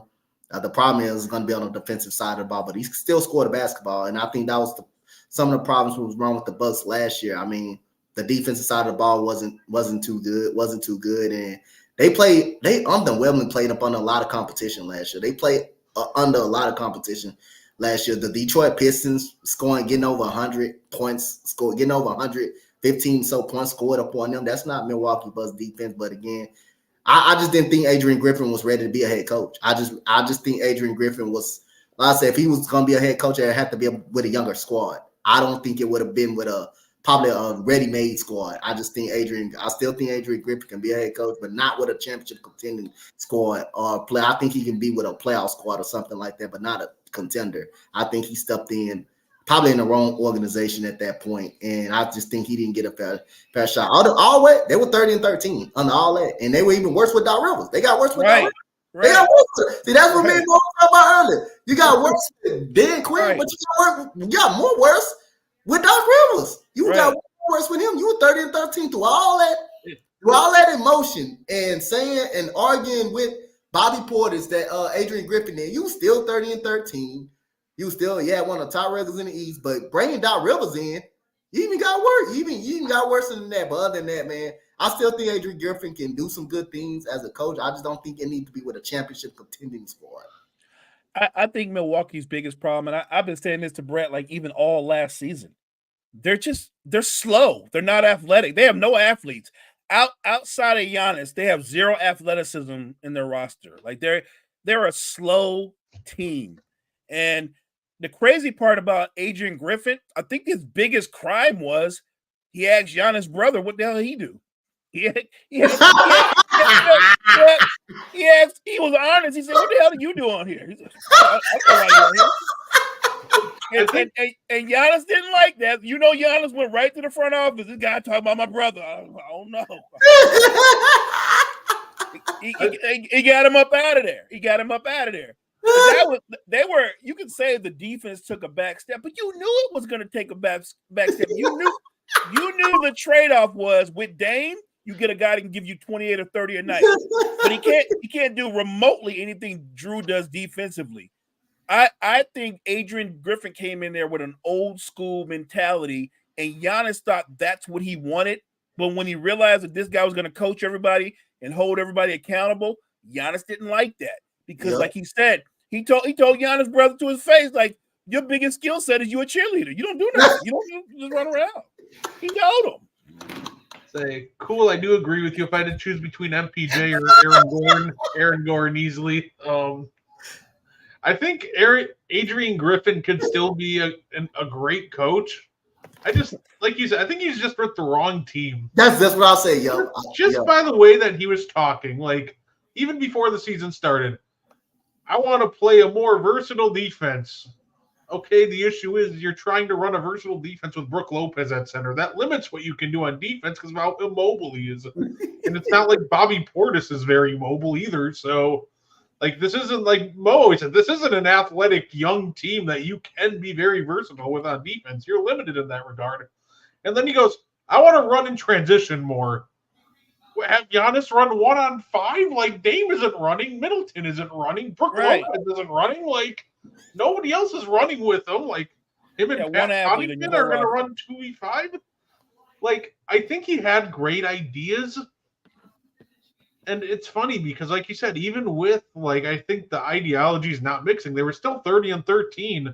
But I think he had some great ideas It's just the timing was wrong, the personnel was wrong, and I really do hope that Coach AG does. I hope he gets another chance in the league I at some hope so point. too. I think he deserves another opportunity, man. But just to go 30-13 with that type of team, and then the velocity with Doc Rivers bringing him in, and it was even worse. It was even more worse. Every defense was still pretty bad. Offense still was a shell of himself. The fact after the blowout versus Utah, when Giannis had that old press conference saying everybody needs to get better, defense got to be better, the coaching got to be better, the towel boy got to be better, the ball boy. He called out the whole organization after that blowout. And then Doc Rivers, I don't know, it was after a game that they lost. Doc Rivers questioned the team heart and work ethic after that game. So you still got some of the same crap that went on throughout the whole entire season. You still, even with Adrian Griffin and what Doc Rivers had, I don't know if y'all had Doc Rivers when the blowout happened versus Utah, when Utah was just making everything. They were just making every shot too. And none of the shots was contested either. They were just wide open. You looked at that in Milwaukee, if you looked at that game, those shots that they hit were wide open. There was no defensive effort. It was no hand in nobody's face. It was just like a lackadaisical everything. And then Doc Rivers questioned the team's heart and effort. So you had pretty much the same stuff going over and over with the same team. But I think Adrian Griffin does deserve another opportunity, but not with a championship type of squad. I think it needs to be with another younger squad or a fringe playoff team. Just like a fringe playoff team. I think he deserves to be that. But to be 30-13 with that type of team and holding the players accountable, which is he tried to do, and the players didn't like it. And Doc Rivers comes in there, and it's still the same thing, and the team's still not responding. That was even crazier to me, that the team just never respond after they fired Adrian Griffin. They just never responded. Yeah, The crazy part is how Doc get to coach the All-Star game. He didn't do nothing. That was Adrian Griffin's record. They should have at least let the man coach the All-Star game. Oh, that was something else. That was my first thought too. When they're like, and the East coach is Doc Rivers. Like, what? Hey, Brad, did he have a losing record? Yeah, Yeah, he did it. He had a losing record. How did he get a chance to coach also? He had a losing record. exactly. That's embarrassing. That's embarrassing. Come on, NBA. It was frustrating with the Bucks because, like, under Griffin, our offense was really great, and that's a big reason why we were 30-13. But our defense was pretty putrid, and then it flipped under Doc. Our defense improved a lot, but our offense then just fell off a cliff. And then when it finally started, when it looked like we were finally getting it together, Dame all of a sudden starts, I think he averaged 35 for a good stretch in March and April. And it looks like we're finally clicking together. Then Giannis goes down. I'm like, come on. At that point, I was like, yeah, it's just not our year. Hopefully everything goes better this year. That's what I'm hoping for. But I thought we'd have a little fun. Ranked point guards last week. Why don't we rank some shooting guards this week? Same thing as last week. This is all from ESPN's depth chart. And this is really tough to me. I think when we're looking at the top 3 shooting guards in the league, I think we're looking at Donovan Mitchell and Anthony Edwards. I'm taking Ant 1. And this is where it gets tough. Cool section. I think I'll take Ant number 1. I think he's the best shooting guard in the league. Yeah, I'll take Ant 1. And look, I'm a big D. Mitchell fan, so I don't want anybody to think I'm not a Donovan Mitchell fan, but I think it's a lot closer between D. Mitch and Booker. I don't think you could go wrong whichever one of them you choose. I'm not going to go crazy. I think I will choose Devin Booker. I think he's a better player. He's a better player, but I think for as him being able to, I think Devin Booker is a better player. I think he's a better passer. He's already shown that he could be a better playmaker. Now scoring, you can say Donovan Mitchell. You can say Donovan Mitchell, but not by much. But I think Devin Booker impacts the game in scoring and passing, and getting up the team. Even though he's not a prototypical point guard, I think he's definitely a better playmaker. He impacts the game more than Donovan Mitchell does. And I think Donovan Mitchell, if I'm not mistaken, he's another player that haven't went to a conference finals, right? If I'm not mistaken, that's another player that has not went to the conference finals, and Devin Booker went to the NBA finals. He got to both of those. So his impact on winning, but it's also impact on the court as well. Being a playmaker as well, it goes both ways. So I'm gonna take Devin Booker. I'm curious though, because of course, like my anger earlier, we don't get to rank Devin Booker here. It's Bradley flippin' Beal. I hated that trade when it was announced, and now I have to rank him, and I don't even know if he's gonna like crack the top 10. He is not. He's not gonna crack. I can tell you right now, Bradley Beal's not a top 10 2 guard. If you ranking him, he ain't top 10. I don't mind going either way with Ant or D Mitch. This might be an unpopular opinion, but I do still think that Donovan Mitchell's the better offensive player, but I think Ant's the better all-around player. I think Mitchell's explosive, but I say that because in Cleveland, they don't have a lot of scoring, so they don't mind him being so ball dominant and taking 21 plus shots a game. If Anthony Edwards took 21, 22 shots per game, he's gonna lead the league in scoring. I don't think Ant's just a better all-around player. I think he can score just like D Mitch because he can do more. He's better in the post. He can score from the three. He can take you off the bounce. I'm not here to knock Donovan Mitchell, but there's certain players that I rank certain ways. I think Donovan Mitchell can help you win basketball games. But I think if Donovan Mitchell is your best player, you're not a title contender.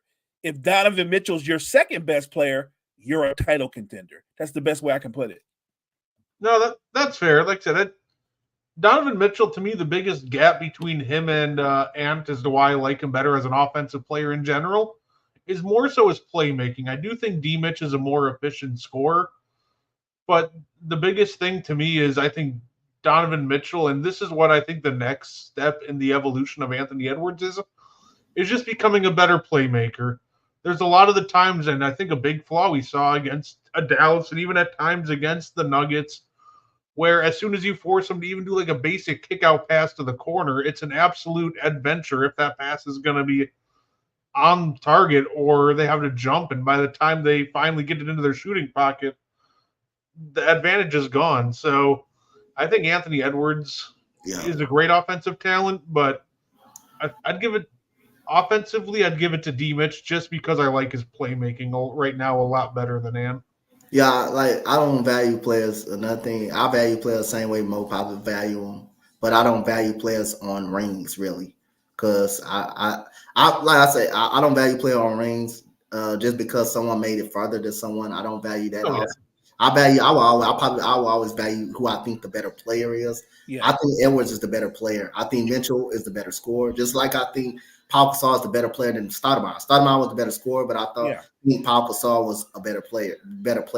Olajuwon, far better player than Shaquille O'Neal. He was just a better scorer. Shaquille O'Neal was a better scorer, but Olajuwon impacted the game on his defense, scoring, was a far better passer, can handle the basketball too, can shoot free throws, can shoot outside jump. I thought Olajuwon was a far better player than Shaq, but Shaq had more of an impact on winning in a better overall squad, and he was the most dominant scorer. But Olajuwon was actually the better overall player than he actually was.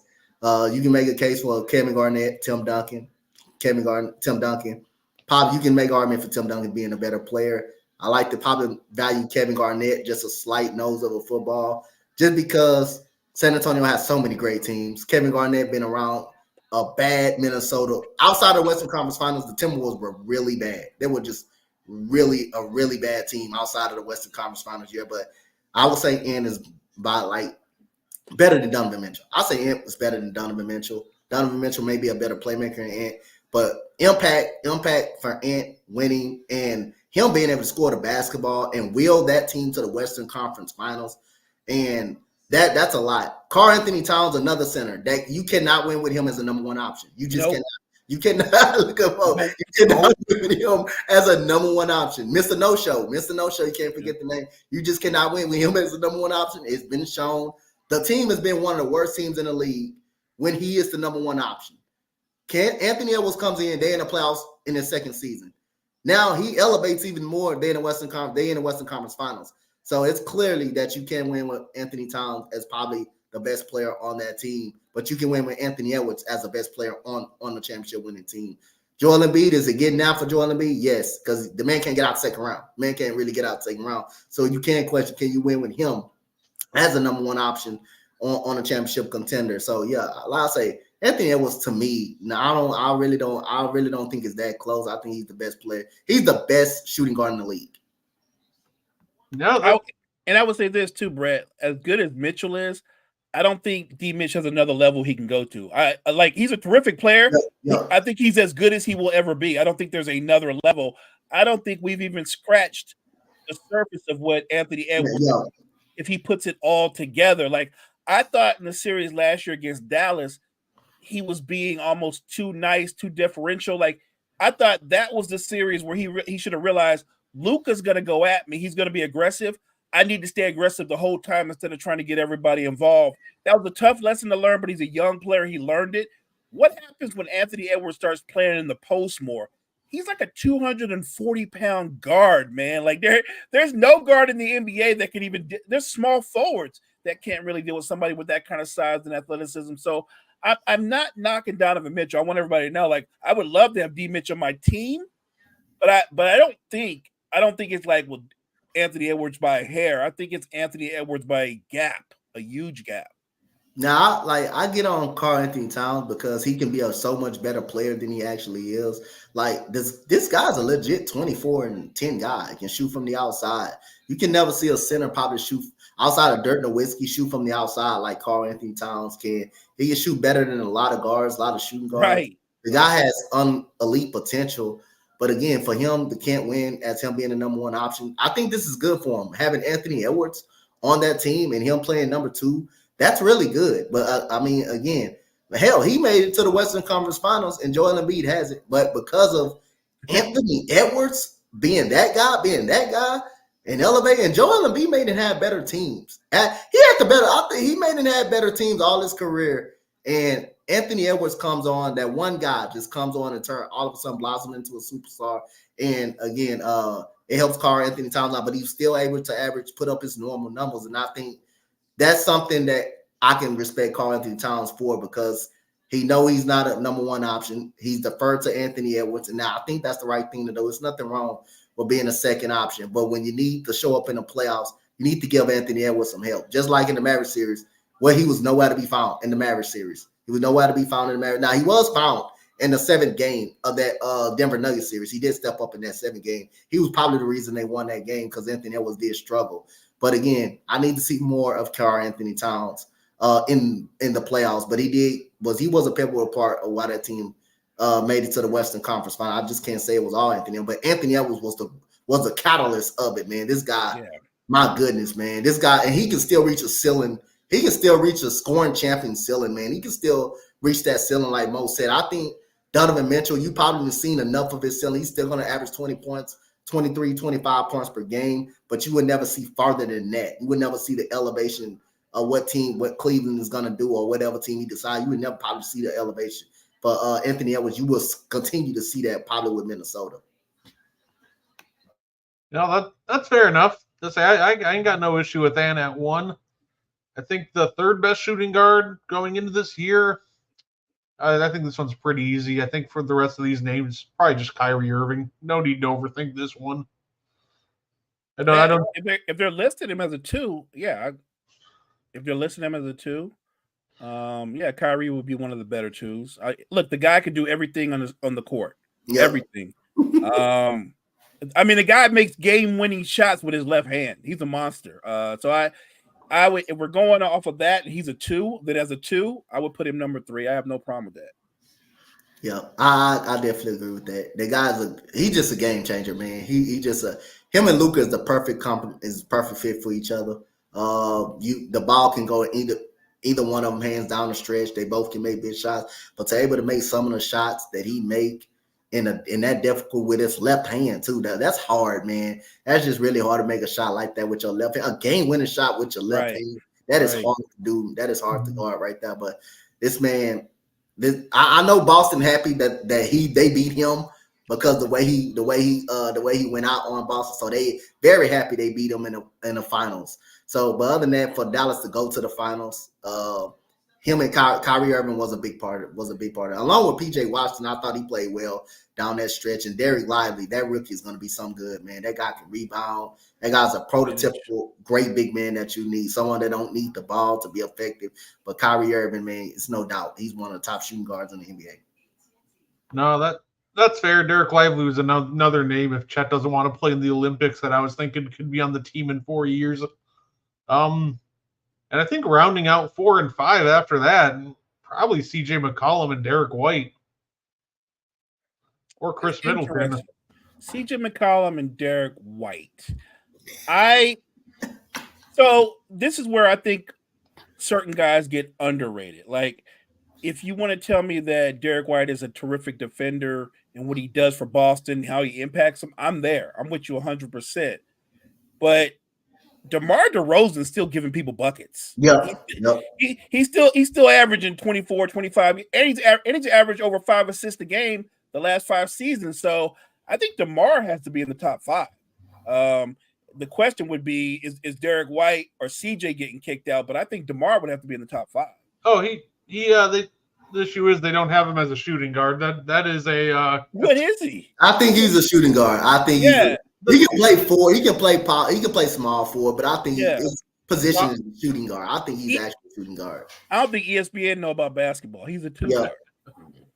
I mean, it's again. This is another example of a guy that's just on a goddamn bad team last year. Zach LaVine want to already get up out of there. He's already frustrated with the organization. So to the point he's not playing much.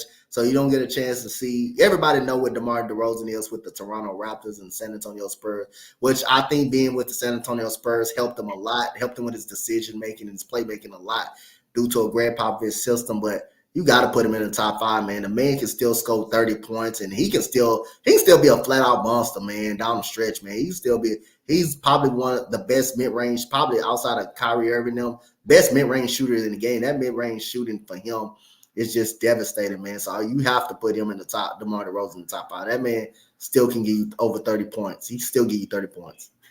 Let's see. They have him as they have him as a 3. So they have the official depth chart as De'Aaron Fox, Kevin Huerter, DeMar DeRozan, Keegan Murray, Domantas Sabonis. ESPN don't know nothing about basketball. They need to stop that, man. He can play the 3, but he's primarily been a 2 his whole career. So if they want to put him at a 3, that's fine for the sake of this exercise. So if he's not in there, then I look by default. I guess you would go with CJ and Derek White, because Derek White is such a impact defensively. He can also give you buckets offensively. So I don't have a problem with those 2 guys rounding out the top 5. It's funny. They'll make CJ and Derek White 2 guards, but they wouldn't make Jamal Murray a 2 guard. He's actually bigger than both of them. And he shoots more than both of them. Yeah. It's not like they run the offense through him. They run the offense through Joker. But okay. Yeah, no. Sometimes the positions for these depth charts are just so weird, and they don't necessarily. It feels like they don't make the most sense at times. I'd say, although you know what, I'm gonna make my stand here. I think I'm willing to argue. I think Chris Middleton should deserve a consideration right up there over CJ McCollum. Wait a minute. So ESPN has Chris Middleton as a 2 guard, but he primarily plays the 3. See what I mean? Like, I don't understand that. The man 6'8" and primary plays the 3. Right. He plays primarily the 3. So why they got him as a 2 guard? That's weird. They're all backwards. they all over the place. It don't make no sense. So this one is weird to me because ESPN has Taurean Prince as our starting small forward, which I think the closer to reality is it's going to be probably Gary Trent coming in as our starting 2 guard, and Chris Middleton will probably end up being the 3 guard. Exactly right. Gary Trent Jr. is going to be your 2. He's a very good pickup. I think he's a very good underrated pickup, man. Trent, I like Gary Trent Jr. I was so disappointed the Lakers didn't get him. You know what? That's what Rob does. Rob disappoints all. Just whatever, man. And you saw Brett. What did they sign him at? Because it's a ridiculously low contract. Oh, we got him for the vet minimum. The vet minimum, and the Lakers couldn't get Gary Trent Jr. How is that possible? How do we have Jackson Hayes, Woods, all this dead weight, and you can't get Gary Trent Jr. for the veteran minimum? Come on, man. Hey, bro, you couldn't even get Cal Whitmore for free. No, you're right. You're right. He was free. He was free. Rob had one job. Rob. The man fell right in your lap, and Rob went out and got Hood Stefano. I don't think Hood Stefano cracked the rotation the whole damn year. Sounds like a great nickname for him. One job, Rob. Rob, I hold Rob accountable for our roster construction. He is killing the Lakers from the inside. No, I do think that the Kings will like end up like primarily playing DeMar at the 3. I think the big thing with DeMar is I don't think he can guard 2s anymore. So I think they'll try to match him up against bigger guards and stuff. So I think they'll like guard 3s and 4s mostly, but offensively I can see him running at like the 2, which is yeah. I mean, but look, they're Sacramento don't play defense. Let's start there. They don't play a lot of defense. So I think they'll do cross matchup because Keegan Murray is actually physically bigger than DeMar DeRozan. So if there's a big 2 or a 3, I think Keegan Murray will guard them. Look, they were better last year defensively than they were the previous year, but they're not a great defensive team. As good as Sabonis is offensively, he's not a good defender. As good as Fox is offensively, he's not a good defender. Like, if the Kings are going to make any kind of run in the West, it won't be about their defense. It'll be how hard they're going to be offensively, because what DeRozan does is he gives you another shot creator and another guy that can get you 20 to 25 a night. He should make Keegan Murray better because Keegan Murray is going to get more catch and shoot opportunities. Hey, somehow Domantas Sabonis did have an all-defensive vote. That must have been his dad that voted for him. That must have been his dad. You got to put some respect on all-defensive Sabonis, I guess. Look, I got a question from Mo. How much did Rob Pelinka give Jackson Hayes? How much money he got? How much money he get? Way more than the veteran minimum. I know that much. I think he's making like $7 million a year to run around the court. Yeah. He making about 6 or 7 to run up and down the court and break up a sweat. He ain't doing nothing else. Man, couldn't pay Gary Trent the vet minimum. Not the vet minimum. Like, and look, anybody that's watching basketball, if you know basketball, Gary Trent Jr. is one of the best catch and shoot 3-point shooters in basketball. Yes, he is. Yes. And he's gotten better with his ability to put the ball on the floor as well. And he's a decent defender. And he's a good defender. Yeah. Right. And the Lakers were like, nah, we like what we got. We're gonna stick with what we got. We like our roster. What matter of fact, correct me if I'm wrong, Brett, did the Lakers not what's the young man from Michigan State? Didn't they just give him $32 million? You know what I'm talking about? Oh, well, Max Christie.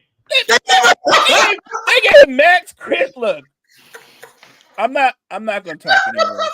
I'm not gonna talk anymore because if I keep talking, I'll just get mad. I ain't gonna talk anymore. It's all right. He gave that man $8 million. He gave LeBron Gatorade. It's too early to get mad. It's fine. I don't understand that. Jesus Christ. That man rolled pine all year and got a raise. And not a little raise. They gave him a guaranteed $32 million. I don't understand that. I don't understand what we're thinking. Ronnie got a fully guaranteed contract for both. But how much bill? It really feels like that. He just like showed up to the facility one day. It's like, hey, do you want 32 mil? Like, yeah, sure, why not? The crazy part about it, Max Christie got 32 mil for someone that didn't play a lot. But Bronny got if the Lakers didn't pick him, he was undrafted. Let's be honest. If the Lakers didn't pick him, he was going to be undrafted. Nobody else would pick him. He got a fully guaranteed contract. fully guaranteed. And so, look, if you got that kind of power Yeah. and you can get your son a fully guarantee, I get it. I'm not Yep. even gonna hate that's being a great dad. I'm not gonna hate. Yep. Now, as a fan of the Lakers, as a fan in the history of basketball, the 55th pick in the draft. Not only do they not get a guaranteed contract, they barely get half a contract. Like the 55th pick, usually the 55th pick in the draft, you know where they playing? Overseas. They usually playing overseas. This dude got guaranteed money. All I'm gonna say is this: I try to look at it this way. I don't want to get caught up in the drama. I treat Bronny like this: he's a rookie. If he earns his way into the rotation, great for him. If he earns his way into the regular roster, I know he's going to go back and forth, but if he does, good for him. But that guy's far away from being a regular rotation player. Anybody that's seen him play, an honest assessment would be he's a project. Honestly, that's all you can ask for with the 55th pick. High potential prospect. And the thing is, before his heart condition, he was a top 20 prospect. So there's talent to be had in there if they can find a way to just tap that potential. Yeah, well, if Rob had held out longer, we could have got Bryce. Bryce better than Bronny. It's all right. I'm sure Rich Paul will make sure that he ends up in LA. He's going to be way better than I think Bronny. I think he's going to be better than Bronny. Yeah, no, that's fair.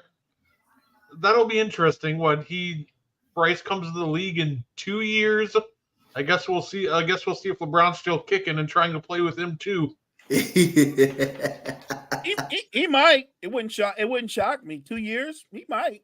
Can revisit the drama again in 3 off seasons. He gonna play with both his sons, and Bryce gonna get a guaranteed contract too because he's better than Bronny, so he gonna get a guaranteed contract too. They'll really have to flex their power to keep him away from some teams.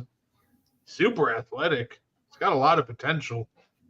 If I'm another team and Bryce is available, I don't care what LeBron say. You know how they say, like, don't draft him here. I'm drafting him. I'm gonna draft him anyway. Even if you don't want to come to the organization, I'm drafting him anyway. I'm gonna draft him anyway because I'm gonna do clutch the way they do people. I'm gonna be like, we could trade him where you want to go, but this is what I want in return for him. I'm gonna get what I want.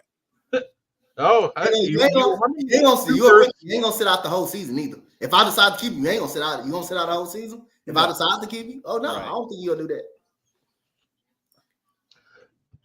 Yeah, no. At the end of the day, I'm super excited about the next year's draft. This next year's season should be a lot of fun. I'm hoping to get more into the college game this year. The goal is to my goal next year is to host a draft show on here. That'd be fun. Kind of exactly like we do with the NFL draft and just live reactions, except I don't want to I only want to do it if I'm ready, and I don't want to be like ESPN and Stephen A. Smith. Yo, who the hell's that? Like, dude, that's the 5th overall pick. What are you talking about? Right. So that's my goal this year. For anybody that doesn't know, learn between probably just to play it safe, 70 or 80 drafted names or draft eligible names, get really familiar with them, and hopefully next year we'll have a show. You better work on them name pronunciations, Brett, because every year these names get bigger and longer and more complicated. Because I know I'm gonna chop up some names. I'm just gonna let people know in advance because some of these names, man, they wild. No, that's fair enough. Are you gonna go live if you do that show? If you do a draft show, are you gonna go live on TikTok too and do it, or you don't know? Hopefully all platforms, TikTok, here. Okay. So, yeah, no, I can't wait. I'm thinking we can chop up the rest of this list off screen and come up with it, and we'll drop it on the AND1 Facebook page, so you'll have to tune into the Facebook page to catch the rest of the list.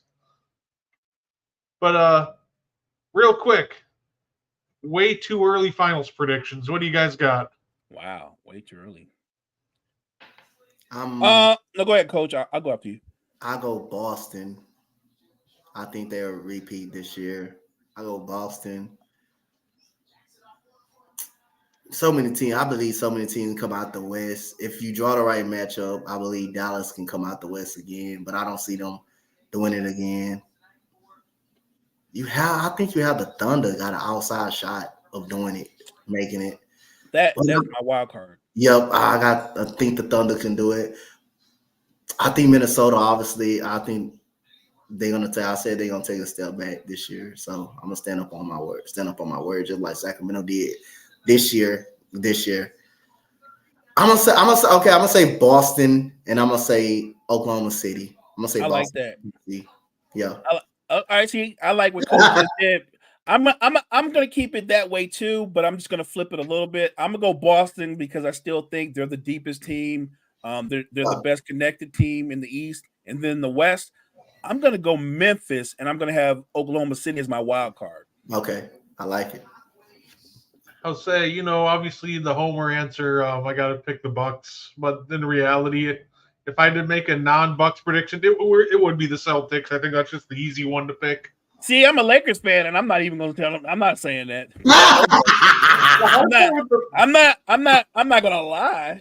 Oh yeah. No. The thing with the Bucks is I always tell myself is if we get to the playoffs, we have a healthy Giannis, we have a chance in the 7-game series.